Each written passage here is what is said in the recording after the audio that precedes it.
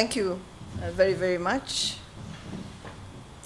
The Special Envoy for Infrastructure on the continent and His Excellency former Prime Minister of the Republic of Kenya, the Right Honorable Raila Amolo Odinga, our Cabinet Administrative Secretary for Labor and Social Protection, Honorable Abdul Bahari Ali, the Secretary General of the Central Organization of Trade Unions of Kenya, Dr. Francis Atwoli, Honorable Senator James Orengo, the Chairman of the International Trade Union Confederation, Mr. Modi Gurio, the Secretary General of the Organization of African Trade Union Unity, Mr. Areski Mezhoud, Secretary General of the Kenya National Union of Teachers, Honorable Wilson Sosion, the ILO representative, delegates from all over our beloved continent, partners from partner countries, and I had Sweden and Belgium mentioned, distinguished ladies and gentlemen.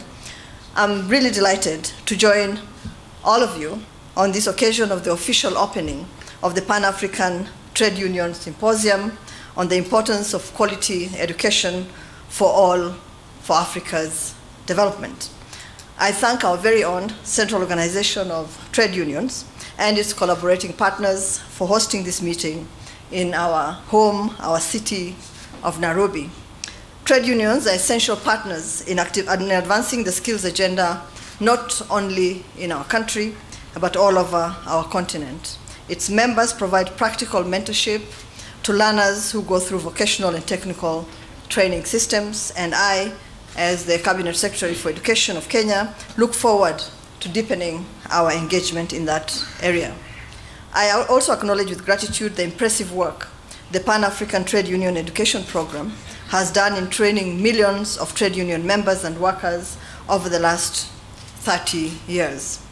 We celebrate this contribution as well as your foresight that led to convening this critical symposium. It's an excellent opportunity to reflect on the delivery of education on our continent and also discuss the future of work and the future of workers.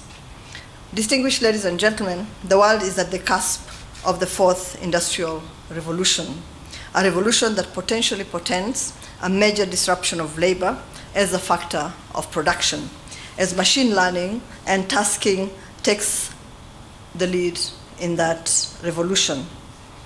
Artificial intelligence has taken leaps and is today playing an increasingly important role in production, in commerce, and in service delivery.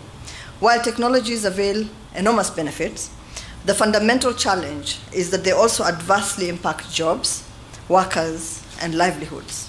One only needs to look at the eclipsing of agriculture and the cottage industry by the Industrial Revolution, the development of production lines, and the displacement of manufacturing by the service economy to appreciate this important fact. This digital revolution is the defining challenge of our time. The way we respond to this challenge will define the future of our continent. And clearly, building sufficient knowledge capital holds the key in enabling us grow economies and improve the well-being of our people. Education as the process of building this knowledge capital is at the heart of the future of our continent. The burgeoning youth population on our continent can midwife the transformation our continent actually needs, provided we prepare them to enter adulthood and the labor market well-equipped to facilitate the acquisition, adaptation, and diffusion of new knowledge and technologies.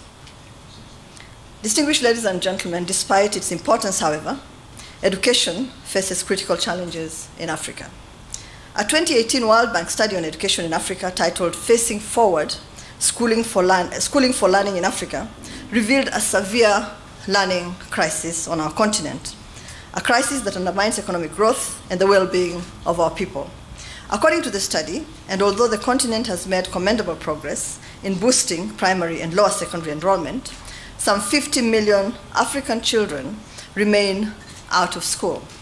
Moreover, those who attend school are not acquiring the basic skills necessary for success later in life.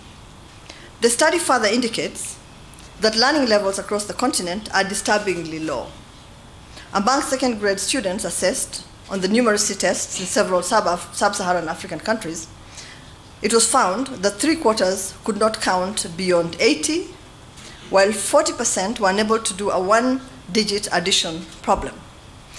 This also applied to reading, where 50 and 80% of children in second grade were not able to answer a single question based on a short passage that they had read, and a large proportion could not read even a single word. The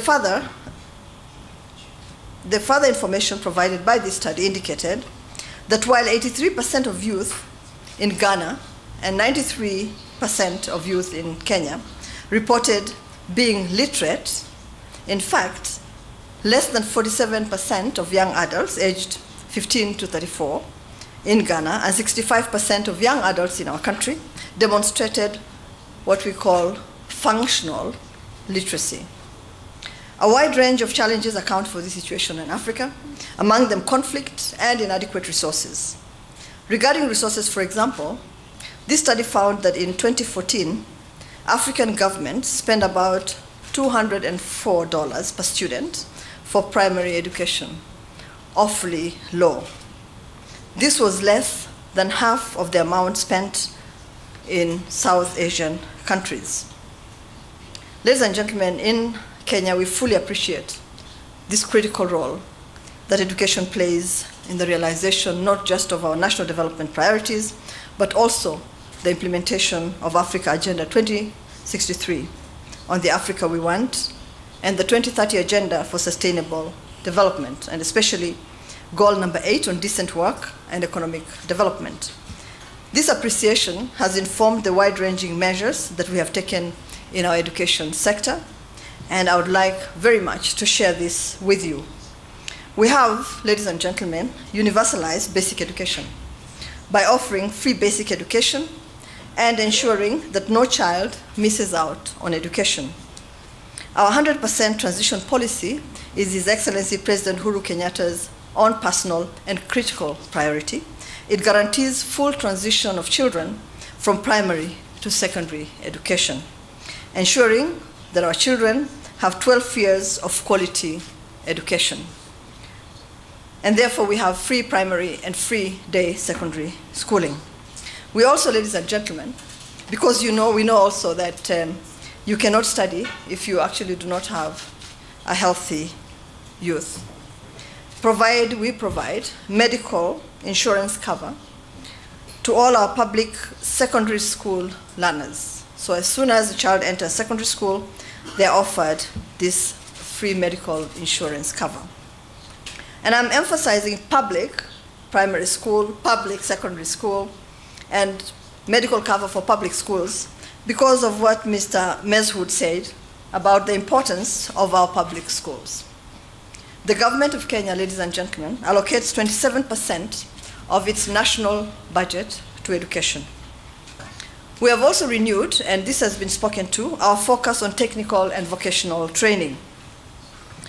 We are closing the institutional capacity gap by tackling weaknesses in planning, in coordination, in operational oversight, in follow-up, and in course direction. We are placing amazing emphasis on STEM subjects, on science, technology, mathematics subjects, with a view to equipping our learners with the knowledge and skills that they require for this industrializing age. We have a good number of pure STEM schools in Kenya. We actually started with 470 STEM schools, and we've now moved beyond the 500 schools mark.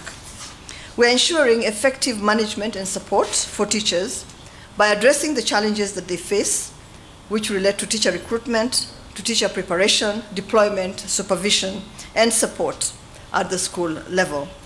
We are also mobilizing additional funds from partners and others at all levels of education and focusing the spending and budget processes on improving quality, because we can actually now clearly say that we have achieved access. And so the next step is to make sure that that access is actually matched by the quality that we need to provide. And so the additional resources that we have will go towards ensuring that the education that we provide is qualitative. Ladies and gentlemen, streamlining the education sector in Africa demands the concerted efforts and collaboration of all of us, of all stakeholders. I acknowledge the continued support of trade unions, which even before Africa gained independence, have had the pulse of the population and is thus a reliable partner in education. And yes, we need your continuous support. I recall the contribution of our own trade unionists, the late Tom Mboya,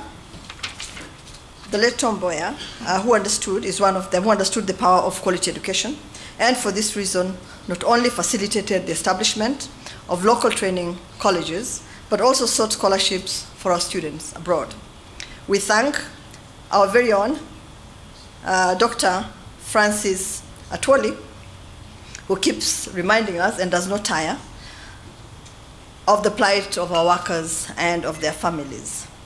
Ladies and gentlemen, allow me to conclude by recognizing the thought catalysts that are present here from the ILO, from UNICEF, and from UNESCO, who will help us turn this symposium into a laboratory of ideas, even as we share experiences and best practices.